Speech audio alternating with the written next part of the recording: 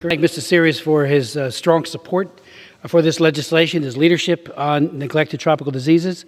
I want to thank my other colleagues, Mr. McCall, and of course, Mrs. Bass, who has also been a great supporter of this legislation.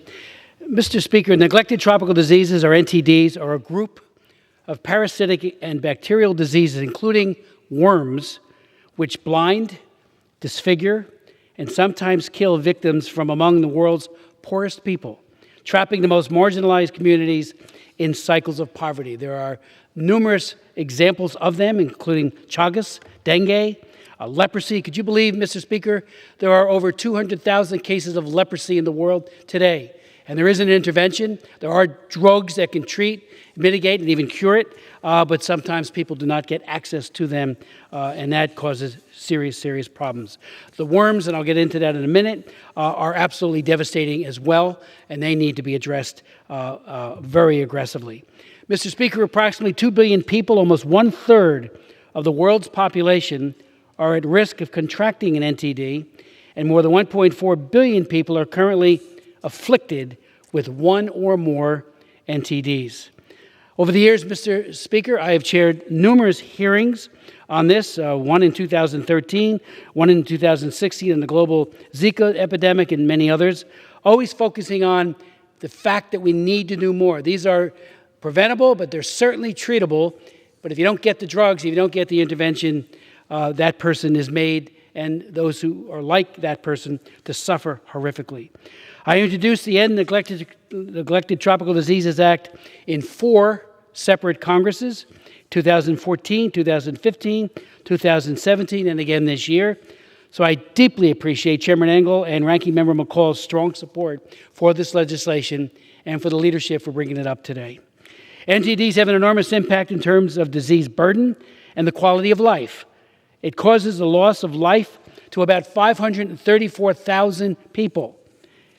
The NTDs surpass both malaria and tuberculosis in causing greater loss of life years to disability and to premature death.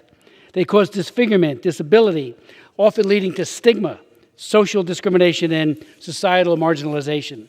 NTDs create an economic burden of billions of dollars through the loss of productivity and the high cost of health care required for treatment when it gets especially to a critical stage.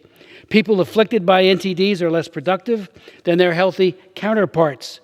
They jeopardize the ability of people to attend work and school or to produce at full capacity. The social, economic, and health burdens of NTDs falls primarily on low and middle-income countries where access to safe water, sanitation, and health care is limited. At least 100 countries face 2 endemic NTD burdens, and 30 countries carry 6 or more endemic neglected tropical diseases. As I said, they can be controlled, they can be prevented, and even eliminated using low cost and effective, especially when treated early.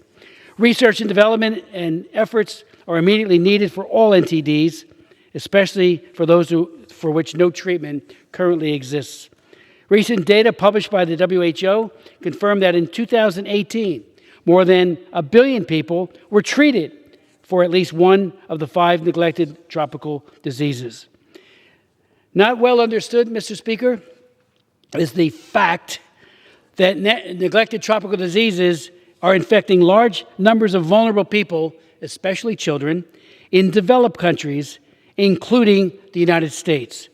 Of course, these include West Nile virus, dengue fever, and most recently, Zika.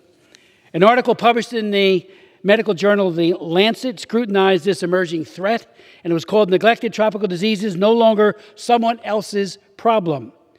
The article references world-renowned NTD expert Dr. Peter Hotez of Baylor College of Medicine, who I would note parenthetically twice testified at hearings that I chaired. I read his book, and I read it not once but twice. It is a wake-up call to what these horrible diseases do. But he estimates that more than half of the 20 million Americans living in extreme poverty are infected with at least one neglected tropical disease. That's right here in the United States of America. The End Neglected Tropical Disease Act supports the treatment, control, and the elimination of NTDs primarily by ensuring that USAID's NTD program effectively integrates treatment, control, and elimination efforts with other developmental issues such as HIV/AIDS, malaria, water and sanitation, and education. It also directs, as my good friend Mr. Series pointed out a moment ago, that the U.S. government advocate for increased efforts to address NTDs among international institutions such as the UN, World Health Organization, and the World Bank. Let's not forget that the 14 most common NTDs, of them, 80% are infections caused by schistosomiasis or roundworms, whipworms, and hookworms that afflict more than 1 billion people worldwide, including 600 million school-aged children, and more than 300 million suffer from severe morbidity.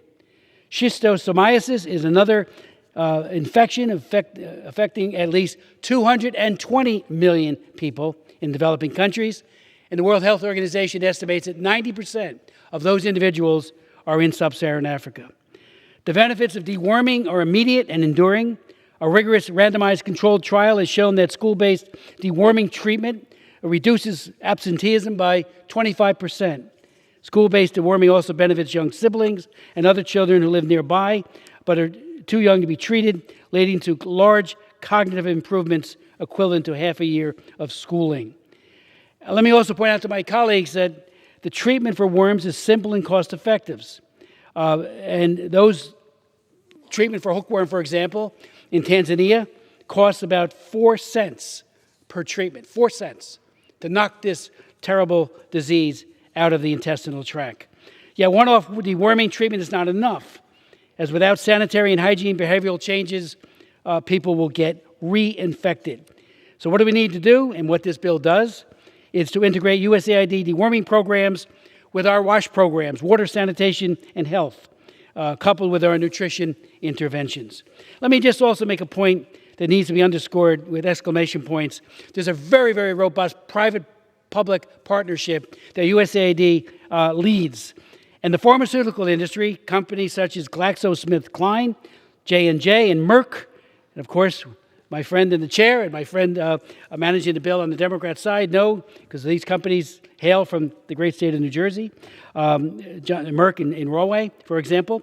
Well, every U.S. dollar invested is leveraged with $26 billion in donated medicines, $22 billion in donated medicines, which is extraordinary.